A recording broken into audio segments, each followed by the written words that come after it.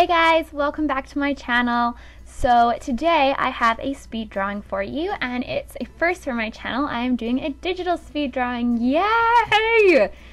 So a little background, I am a digital artist. It's actually one of my favorite mediums. I tend to go back and forth between traditional and digital, and there's times that I've done just digital work. Like, I want to say that for the majority of the past few years I just did mostly traditional work or digital work, and then kind of got back into traditional because my tablet was being stupid.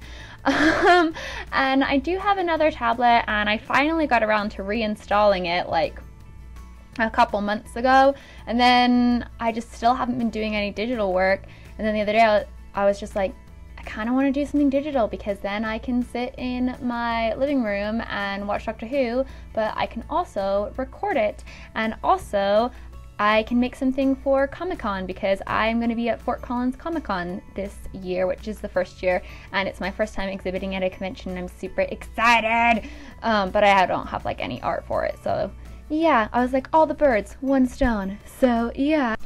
So for this drawing, I am drawing Ariel from the Little Mermaid, who I have actually never drawn before, so that was super exciting. I do really like Ariel, and I like the Little Mermaid, and I forget that I like Ariel and the Little Mermaid. I don't know, I don't own that movie, and I don't know why, so I added it to my Amazon wish list, and I'm gonna buy it when I get paid.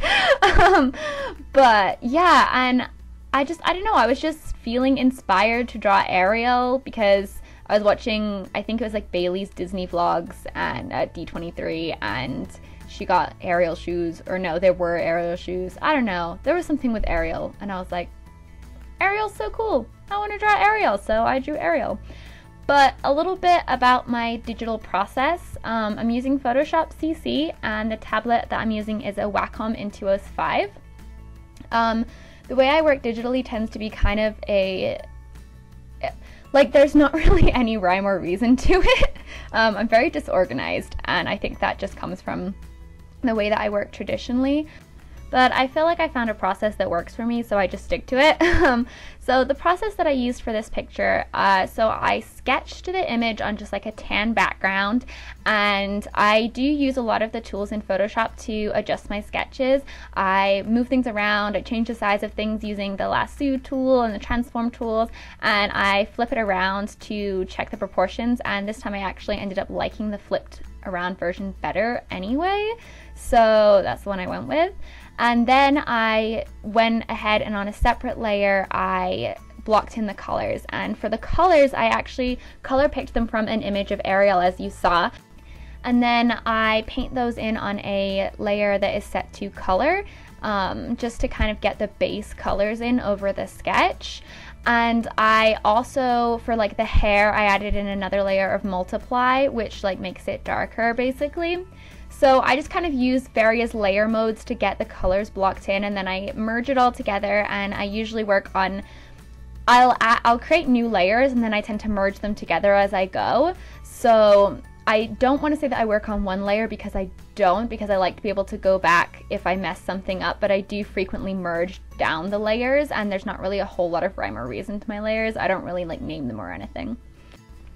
And then after that, I went ahead and I added in a couple textures on blending modes, and I get my textures from cgtextures.com, and the textures that I added in aren't really going to be showing in the final image, and so I wasn't really that concerned about using super high resolution ones, so I did just scale them up, which normally I wouldn't do. But the reason I do that is it's something that I saw in a tutorial, I think it was by Loish, I don't know, and it really helps me to create some variation in my color palette, and also I like it when a little bit of the texture peeks through. So I don't know, it just like helps me start off, I guess, and gives me some colors to work from. And then after that I just start blocking in the color. I primarily use brushes, so I use a couple different brushes when I first started painting, and one of my favorite brushes to use is just like the plain Photoshop hard edge brush, and I choose the one that has a low flow, and then I turn pen pressure on. And I do use that a lot, but I've recently been using the brush set that Loish, again, I don't know, Loish, I'm gonna say Loish uses. She created it and it's available for free download. I'll post the link down below, and it's a really, really awesome brush set. I modify it a little bit. The way that she has it is set up to have opacity is dependent on pen pressure, and I don't like that because I feel like I have to press really, really hard to get a high opacity, and I tend to work mostly at 75% or higher opacity, and I only drop it down lower when I'm doing blending right near the end. So yeah, I really liked that brush set. It was really great. I especially liked the hairbrush, which is the one that I'm using right now. That was just, oh, that is an awesome brush. I feel like it made doing the hair so much easier, and I really loved it. So it was really fun to work with, and it was the first time I've really done a full painting with those brushes since I downloaded them. So it was fun. It was exciting to use. So that's what I did for brushes. And yeah, so for blocking in the color, I just kind of grabbed colors from here and there, and you saw earlier I did some kind of color variations and added some gradients. That is another technique that I use to kind of get variations in my color and to create realistic color, because I don't ever want my paintings to be like too cartoony, and that can be really hard with skin tone. And I don't mean cartoony, like obviously my work is cartoony, but I mean color wise, like I want them to have depth. So yeah, and then I just tend to color pick a lot. I use the Alt button on my keyboard, which turns your like key, and it's like the shortcut for the eyedropper, and I just constantly grab color and lay it down, grab color, lay it down, and that's how I blend. So yeah, it's kind of a bit about my digital process, and then I just slowly refine things, and I add in lines. I didn't do line art, I just kind of added in dark lines where I need it and where I want it, and then like kind of take them away and paint over them and paint them back in. So and then at the end I just kind of blend it all out, and you'll see me do this in the end of this video. I also tend to do a lot of post-processing once I'm done with all of the shading and whatnot. I do color variations, I add gradients in on top, I add textures in on top, and I tweak it all until the colors and the saturation and the contrast is like perfectly right for me. And I feel like most digital artists do this, but I also feel like there might be people that are like, oh, that's cheating, and I'm sorry, but like I just don't think it is, because I feel like that's just one of the advantages to being a digital artist and one of the cool things that you can do. And I like to be able to see all the different color variations and subtleties that I can get and ways that I can enhance it so that it looks exactly how I pictured it in my head. So for example, on this, it ended up just being not saturated enough for me.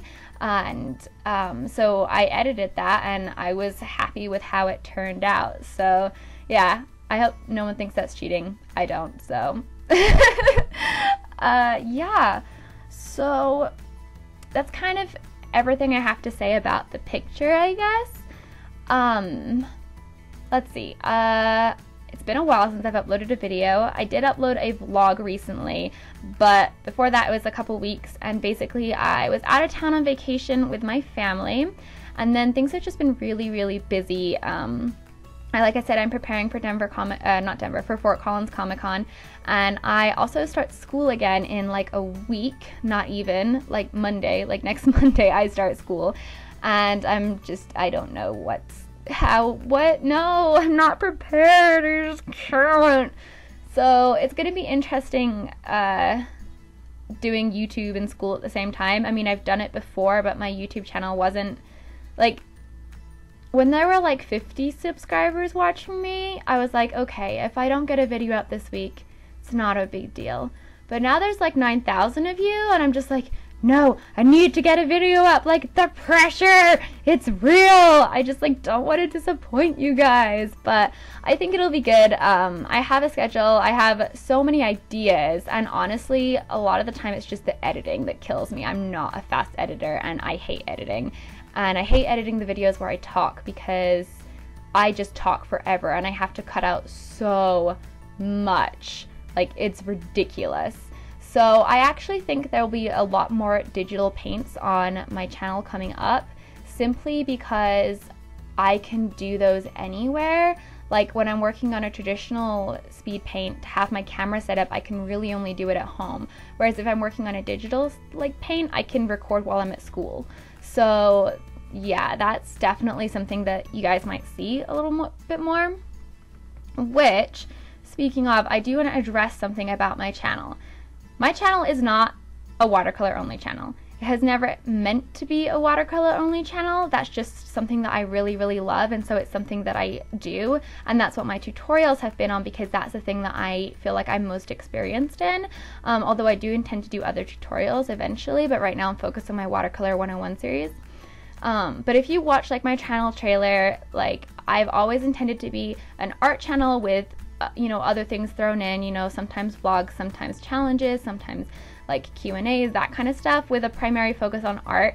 And yes, there's a lot of watercolor on my channel and Copic markers, but I do also, and have always wanted to do digital work and like other paintings and stuff on my channel, even like mixed media and DIYs. So just wanted to give you guys like a heads up, because I've seen some things where people are like, I want more watercolor videos or whatever and this and that, and you should just do watercolor, and it's like, no, like that's not what I want my channel to be. I don't want it to be just watercolor, and I don't want to feel like I have this pressure like you have to do only watercolor, because that would be sad, because I like to do a lot of different mediums. I think it's really fun, so hopefully that's okay with you guys.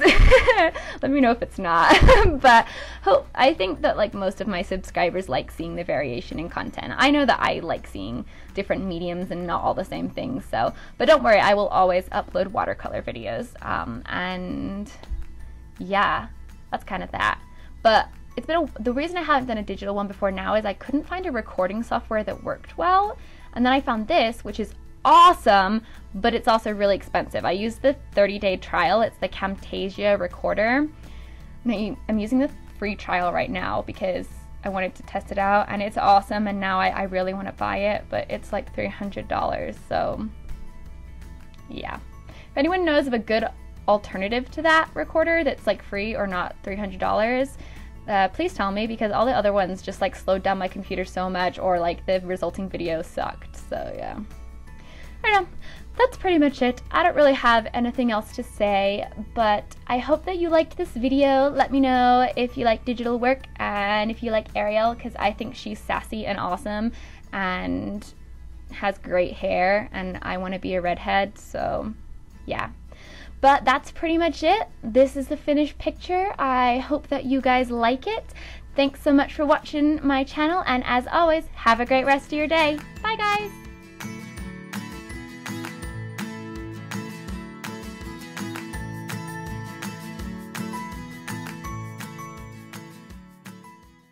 That's kind of my opinion on everything that it said that it promised. I feel like it did live up to all of the things that it said that it was going to do, so that was awesome. Personally, I really enjoyed using these paints. I felt like they were extremely easy to use.